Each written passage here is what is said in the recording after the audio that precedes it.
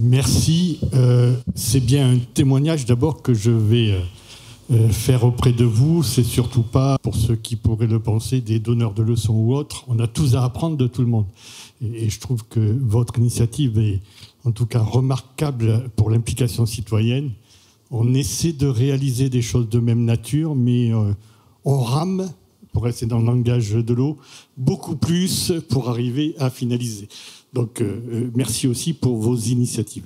Je vais parler de fait, alors oui, les autorités sont en partie, mais il parlait de gestion par bassin. Ben, moi, c'est une question vitale qui est une gestion par interbassin, puisque votre bassin de la Loire alimente notre territoire du Sud-Ardèche, et de manière majoritaire.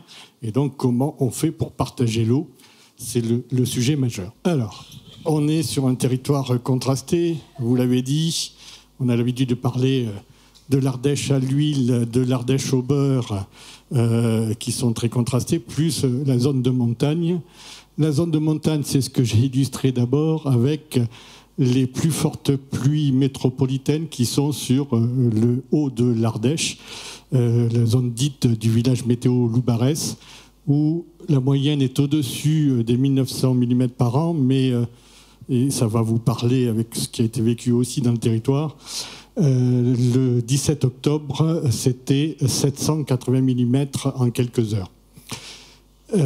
Mais en même temps, et ce n'est pas une année pour autant très très forte en termes de sécheresse, voilà la carte de l'arrêté préfectoral de fin août sur la sécheresse.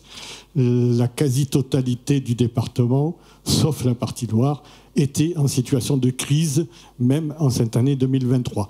Donc c'est de très très forts contrastes que l'on est appelé à vivre. Alors, historiquement, on existe, nous, depuis 1957. On a une assez longue histoire. Mais progressivement, on s'est rendu compte que toutes les ressources qu'on pouvait utiliser sur le territoire même étaient largement insuffisantes pour alimenter les populations. On a bénéficié, par contre, d'une opportunité, puisqu'il existe le complexe hydroélectrique de Montpezat. Il n'a pas été créé pour nous, bien évidemment. Il existe depuis la phase de reconstruction d'après-guerre, une loi organique de 1949. Mais dès lors qu'il détourne de l'eau, on s'est dit qu'il faut peut-être en profiter aussi pour qu'après avoir été turbinée pour de l'hydroélectricité, elle nous soit utile pour alimenter les populations. Alors, dans des proportions qui sont totalement différentes, puisque les turbinés représentent en gros 200 millions de mètres cubes par an, alors que l'eau potable, vous allez voir, c'est 3,5 millions de mètres cubes. Mais c'est quand même essentiel pour tout le territoire. L'aménagement, vous ne le connaissez peut-être pas, mais il est assez complexe. Alors, les Ardéchois sont un peu chauvins et disent de toute façon, les barrages, ils sont déjà en Ardèche, donc on peut profiter de l'eau. Je vois représentant d'un champ sourire. On discute effectivement interbassin et pas Ardèche avec les Ardéchois. Mais les barrages sont sur le plateau ardéchois. Il y a une colonne de transfert de 600 mètres de dénivelé qui va jusque dans une usine souterraine à Montpezat. Et derrière, le département a réalisé un barrage de démodulation. C'est là où nous avons notre prise d'eau. Et depuis 1986, il y a des conventions pour du multi-usage pendant la période estivale, période de bas étiage, à la fois pour le soutien d'étiage du cours de l'Ardèche, pour la préservation de la biodiversité, pour la production d'eau potable, pour de l'irrigation, mais c'est limité sur un périmètre autour du barrage, et puis pour la dilution des effluents d'assainissement domestique. On rejette aux normes, mais ça ne veut pas dire que ce soit une norme baignable, par exemple, derrière. Voilà. Donc ça, c'est l'évolution vers le multi-usage. Et donc, le département de l'Ardèche, pour mener cette politique, a décidé d'investir lui-même dans des barrages. C'est le barrage Pont-de-Verrières. La colonne de béton que vous voyez sur la droite, c'est effectivement la prise d'eau pour l'eau potable, donc en période sèche et en période d'abondance. Mais il a fait la même opération sur l'autre bras du bassin versant de l'Ardèche, qui est le Chassezac, avec d'autres aménagements hydroélectriques, et il l'a complété par un barrage également, dit de Puylaurens. nos caractéristiques, parce que je parle, en parlant de la pauvreté en eau de ce bassin, ben nous sommes marqués parce que c'est un climat méditerranéen avec de très bas étiages. Nous n'avons pas, ça c'est la particularité géographique, c'est l'abrupte du Massif central qui plonge vers le Rhône et il n'y a pas de nappe profonde. C'est une réalité. Elles sont de l'autre côté du Rhône, mais malheureusement pas côté Ardèche. Donc les étiages sévères qui se prolongent à l'automne. En général, je suis plutôt inquiet début octobre qu'en plein mois de juillet. Et puis, on a une population estivale, bien évidemment, qui trouve toutes ces caractéristiques très attractives. Et on multiplie par 4. Alors concrètement, ça donne 70 000 habitants permanents, 350 000 personnes alimentées en plein été chaque jour. Alors, là, je vais être assez rapide, c'est sur la partie structure du SEBA, du syndicat des eaux du bassin de l'Ardèche, mais on gère quatre compétences différentes. La production, les ventes en gros d'eau potable, la distribution à l'usager, l'assainissement collectif et le non collectif. La structure est assez compliquée à gérer parce qu'on n'a pas le même nombre de communes et chaque compétence doit être également représentée. Mais c'est juste un petit rappel. On passe à la suivante. Donc c'est 45 communes pour la distribution et 81 pour la production. L'autre particularité, nous sommes en zone rurale. La ville, j'ose même pas l'appeler la ville, mais la ville principale, c'est Aubenas, 12 000 habitants, et elle est au cœur du territoire. Et nous avons, pour distribuer ce territoire, près de 1200 km de réseau pour un nombre d'abonnés qui est de l'ordre de 25 000. Donc le ratio recettes-dépenses, c'est un sacré équilibre à réaliser en permanence. Et sur l'année, nous produisons 4,5 millions de mètres cubes d'eau. Par contre, il y a 2 chiffres qui deviennent enfin intéressants au bout de quelques années d'investissement. Le rendement de réseau sur l'ossature est à 99%. Le rendement de réseau sur la distribution est à 80%. On a enfin atteint ce chiffre de 80, que vous verrez tout à l'heure la courbe, où on est parti de très bas. Alors là, quelle stratégie d'action? J'ai pris juste un exemple, celui du tourisme, puisque c'est peut-être celui qui est le moins légitime. Les populations permanentes, tout le monde comprend. L'aspect touristique, c'est moins évident. Et c'est ceux qui entendent le moins les messages sur les économies d'eau. Quand ils viennent de secteurs où l'eau est abondante, eh ben, ils essaient de répéter les gestes qu'ils font au quotidien. Donc là, pour l'illustrer, c'est en avant-première puisque le sujet sera projeté officiellement au Congrès des maires la semaine prochaine, mais j'ai fait un extrait d'une partie où je m'exprime sur comment on demande à l'activité touristique de moins consommer, d'économiser. Bon, un contrôle des réseaux intérieurs, à titre de test, dans 2 des campings, qui ont démontré qu'il y avait des fuites. On a expliqué du coup à l'ensemble des propriétaires de camping que les fuites, c'était un coût pour eux, et c'était pour nous mobiliser des ressources inutiles.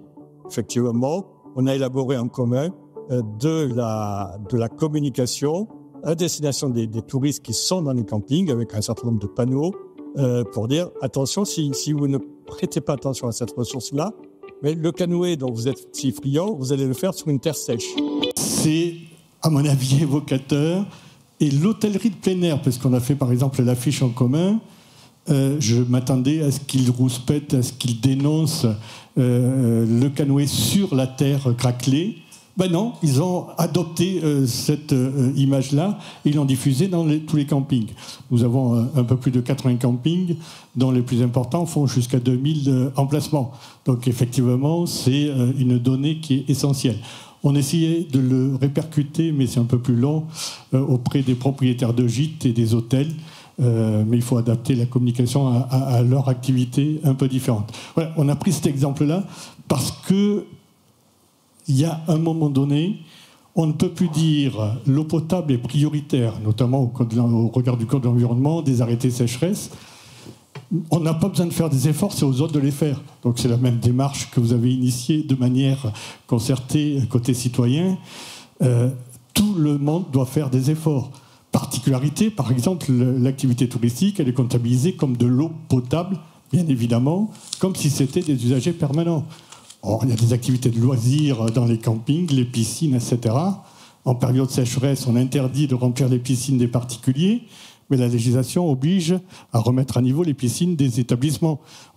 Donc tout ça, il y a bien à sensibiliser. Pour les enjeux du service public de l'eau, on a déterminé il y a une dizaine d'années les grandes stratégies. Donc pérenniser un service public de qualité, c'est la base, parce que sans cette pérennité, on ne pourra pas débattre des autres sujets. Donc c'est maintenir et pérenniser les missions essentielles du service public, identifier les points sensibles et engager des programmes d'investissement, c'est notre vocable permanent. On prend des moyens aussi associés. Par exemple, nous sommes passés de délégation de service public à une régie en 2018 pour que le moindre centime serve à la politique syndicale et pas à rémunérer des actionnaires. Tout à l'heure, j'avais envie de réagir quand j'ai entendu, on parle d'usage, on parle d'utilisation, mais les délégataires, ils parlent de clients. Ils font des marchés. Donc, pour moi, depuis 25 ans où je fais la tête de ce syndicat, j'ai banni le mot client, je dis à chaque fois les usagers. Et c'est une notion différente. Et au conseil d'exploitation de notre régie, j'ai tenu à ce que les usagers de diverses natures soient à l'équivalent des élus, qu'on soit à l'équilibre, qu'il n'y ait pas plus d'élus que d'usagers. Et du coup, ça se traduit par la présence massive des élus et moins des usagers, moins des élus, puisque les élus ont d'autres réunions dans la même période. Dans le syndicat, 3 réunions, conseil d'exploitation, commission interne et comité syndical, donc ils siègent moins au conseil d'exploitation, ce qui donne des élus majoritaires, et c'est une très bonne chose. La deuxième chose, et c'est là le sujet avec les citoyens, rendre compte, informer, savoir expliquer, ça c'est du côté CEBA, institution, suivre les indicateurs de performance en lien avec les services, exploiter les données chiffrées, maîtriser les logiciels. C'est mes services qui ont préparé ce diaporama, et je leur dis qu'ils ratent à chaque fois une chose, c'est qu'un service public, il y a 3 entités. Les élus qui décident, les agents qui mettent en œuvre, mais l'usager qui finance. Et donc, il a droit à la parole. Il devrait être dans le carré central, et vous voyez qu'il n'apparaît toujours pas. D'arriver à convaincre les services, c'est une grosse difficulté. On a 80 agents, il faut que je rame encore pour obtenir que ce soit cité dans nos dias. Et puis le dernier, puis j'ai mis en gras bien évidemment, ce qui nous interpelle le plus, s'inscrire dans une politique environnementale et répondre aux enjeux en matière d'utilisation de la ressource, je vais y revenir, donner un avis technique sur la desserte en eau potable et la collecte des eaux usées, je pense là à l'urbanisme, et puis orchestrer bien sûr la commande publique. Les 2 premiers sujets, vous allez voir les chiffres après, nous sommes fortement dépendants de l'interbassin Loire-Ardèche. Donc on a des comptes à rendre côté Loire, bien évidemment. On ne va pas se contenter de prendre l'eau puis de dire « ne venez pas voir ce qui se passe chez nous ». Donc c'est dans ce cadre-là que l'on a développé un partenariat et, il me semble que c'est une première nationale, un comité intersage, Sage-Ardèche, Sage-Loire-Amont, j'y siégerai la semaine prochaine, pour que l'on débatte en permanence des choses. Or, on n'est pas sur le même niveau parce qu'il démarre et nous, on a 40 ans d'histoire sur le sujet, mais à un moment donné, on peut dialoguer. Il y a eu des périodes où on dialoguait moins et on a vu que c'était très peu productif et qu'on était sur des statu quo. Et donc, en même temps, répondre aux enjeux de la matière de ressources, très concrètement, c'est ce dossier-là. Peut-être un point sur l'avis technique sur la desserte en eau potable et la collecte des eaux usées, ça se sait pas beaucoup, mais le code de l'urbanisme impose aux autorités qui délivrent les permis de construire l'obligation de consulter les autorités organismes des services publics d'eau et d'assainissement. La plupart du temps, les maires l'oublient, mais nous, on a eu quelques cas, et ça a servi d'exemple, où finalement, le maire délivre le permis, mais moi, je ne délivre pas de droit à branchement à l'eau, je n'ai pas de réseau dans le secteur donné. C'est un procès qui est initié ensuite par les pétitionnaires contre le maire. Le CEBA n'est jamais en cause, mais le maire a toutes les conséquences. Donc, quand il y a 2 ou 3 procès comme ça, vous vous rendez compte qu'après, ils pensent à demander au préalable s'ils peuvent effectivement attribuer les permis. J'insiste parce que ça ne se sait pas trop, même du côté des élus. Et bien sûr, pour pouvoir réaliser ces politiques, il faut des moyens. Donc les programmes d'investissement, depuis quelques années, se chiffrent entre 8 et 10 millions d'euros sur un budget global de 25 millions d'euros. C'est un poids quand même important, mais nécessaire, dont un quart pour le renouvellement des réseaux d'eau potable, pour les éléments concernant les rendements de réseau. C'est le moyen de les améliorer, effectivement, très sensiblement. Et voilà le rendement de réseau. Depuis 2008, donc on est en gros sur une quinzaine d'années, on était à 62%. Le réseau rural, assez logique, sur le comportement au XXe siècle de toutes les collectivités. Et donc on a essayé d'améliorer fortement ça. Et en 2023, on a atteint les 80%. On vise maintenant les 85%. Là aussi, mes services renaclent en disant « mais c'est trop ambitieux ».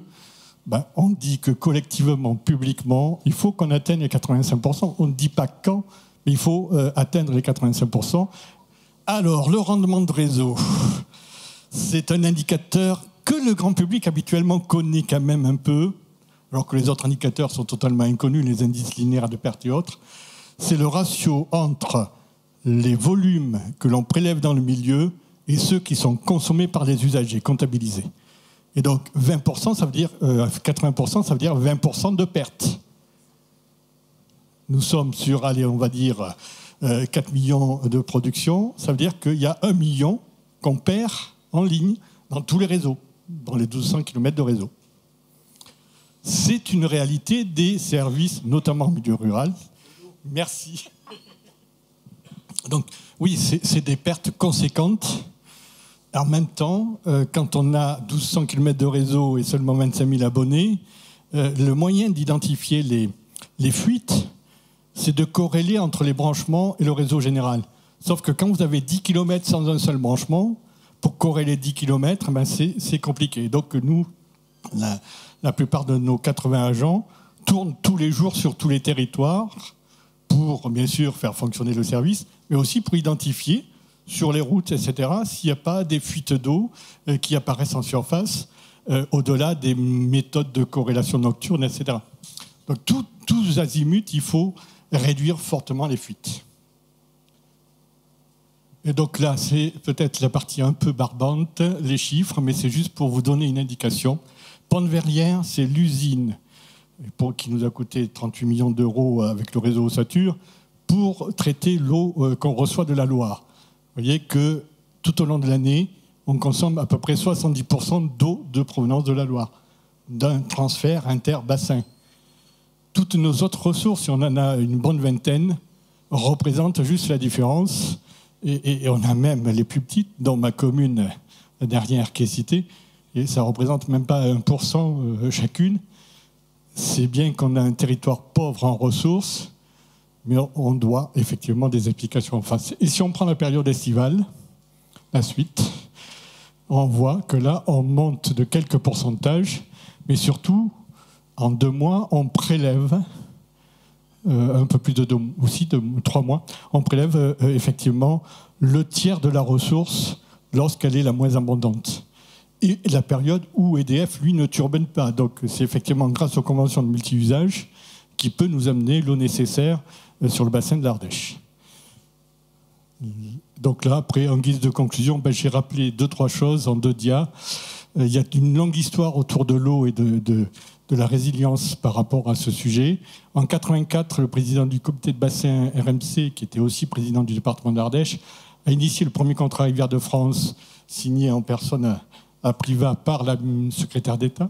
En 2000, quand moi je suis arrivé à la présidence du CEBA, les élus n'avaient qu'une préoccupation, et ça m'a étonné, fortement étonné. Du coup, j'ai basé ma politique à l'envers de ce constat.